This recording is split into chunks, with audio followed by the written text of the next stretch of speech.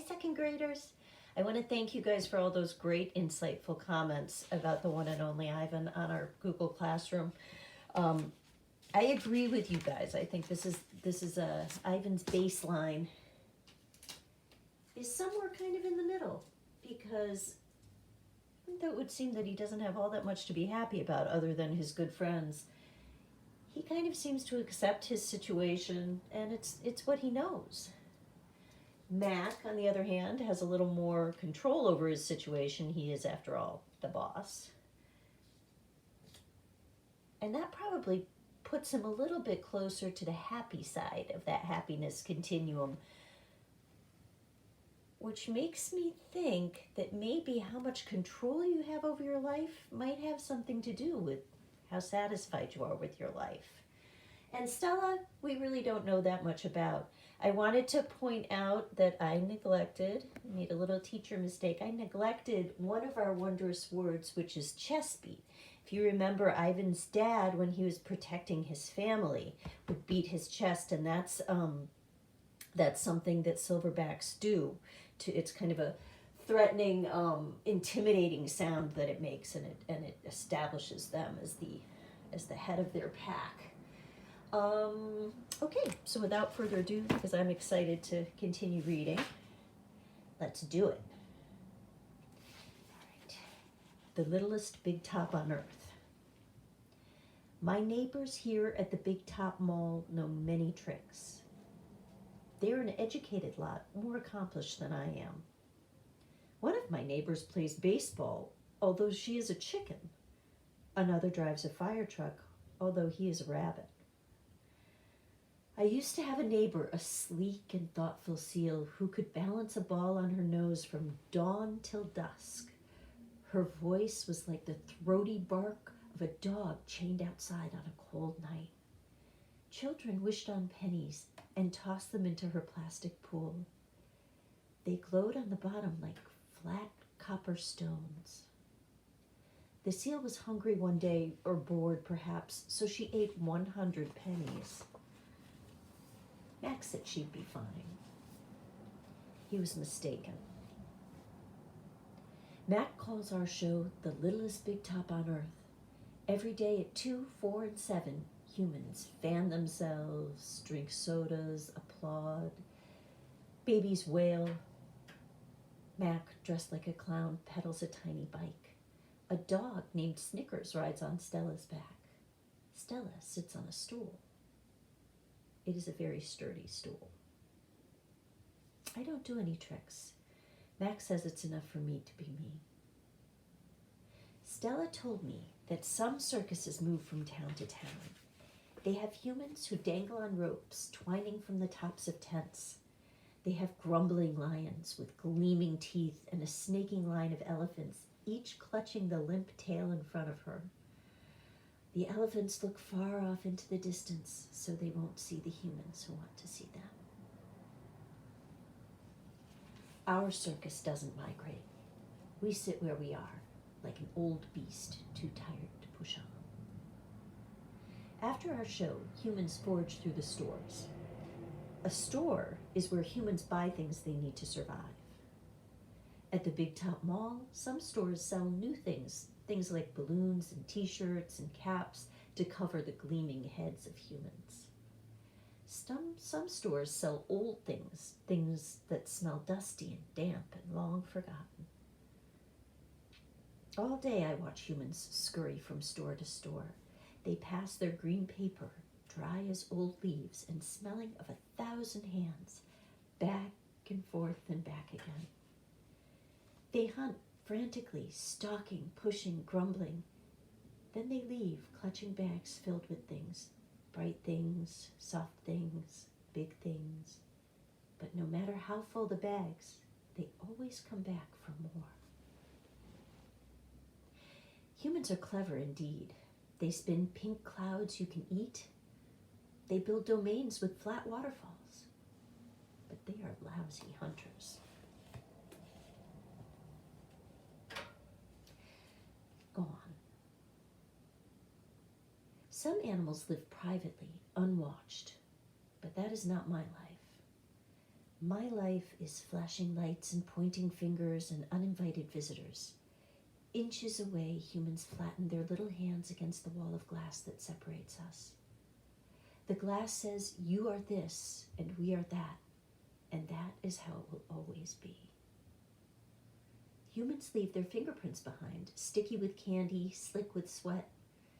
Each night, a weary man comes to wipe them away. Sometimes I press my nose against the glass. My nose print, like your fingerprint, is the first and last and only one. The man wipes the glass, and then I am gone. Artists. Here in my domain, I do not have much to do. You can only throw so many meatballs at humans before you get bored. Wondrous word. Meatball. I think you'll like this one. It's dried poop that you throw at observers. Don't get any ideas. Monkeys have been doing this in zoos since the beginning of zoos. I actually have no idea if monkeys do this to each other. I'm gonna have to look that up. A meatball is made by rolling up dung until it's the size of a small apple, then letting it dry. I always keep a few on hand. For some reason, my visitors never seem to carry any. In my domain, I have a tire swing, a baseball, a tiny plastic pool filled with dirty water, and even an old TV. I have a stuffed toy gorilla too, Julia. The daughter of the weary man who cleans the mall each night gave it to me. Julia.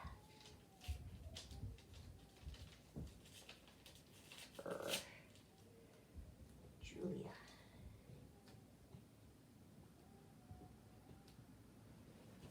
So Julia's the daughter of the man who cleans the mall. And it sounds like she's kind if she's giving Ivan a toy. The gorilla has empty eyes and floppy limbs, but I sleep with it every night. I call it Not Tag. Tag was my twin sister's name. So Not Tag is the name of his toy stuffed gorilla. I'm going to put that up on Wondrous Words. But I want you to remember that he named his toy Not Tag because it is not his twin sister.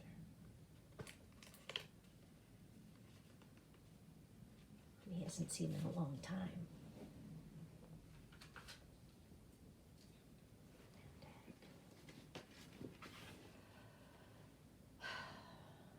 Julia is 10 years old. She has hair like black glass and a wide half-moon smile. She and I have a lot in common. We are both great apes, and we are both artists. It was Julia who gave me my first crayon, a stubby blue one slipped through the broken spot in my glass along with a folded piece of paper. I knew what to do with it. I'd watched Julia draw. When I dragged the crayon across the paper, it left a trail in its wake like a slithering blue snake. Julia's drawings are wild with color and movement. She draws things that aren't real, clouds that smile and cars that can swim. She draws until her crayons break and her paper rips. Her pictures are like pieces of a dream. I can't draw dreamy pictures. I never remember my dreams, although I sometimes awaken with my fists clenched and my heart hammering. My drawings seem pale and timid next to Julia's. She draws the ideas in her head. I draw the things in my cage, simple items that fill my days. An apple core, a banana peel, a candy wrapper. I often eat my subjects before I draw them. But Even though I draw the same things over and over again, I never get bored with my art. When I'm drawing, that's all I think about. I don't think about where I am, about yesterday or tomorrow. I just move my crayons across the paper. Humans don't always seem to recognize what I've drawn. They squint, cock their heads, murmur. I'll draw a banana, a perfectly lovely banana, and they'll say, "Oh, it's a yellow airplane," or "It's a duck without wings." That's all right. I'm not drawing for them. I'm drawing for me. Max soon realized that people will pay for a picture made by a gorilla, even if they don't know what it is. Now I draw every day. My work sells for $20 a piece, $25 with a frame, at the gift shop near my domain. If I get tired and need a break, I eat my crayons. Shapes in clouds. I think I've always been an artist.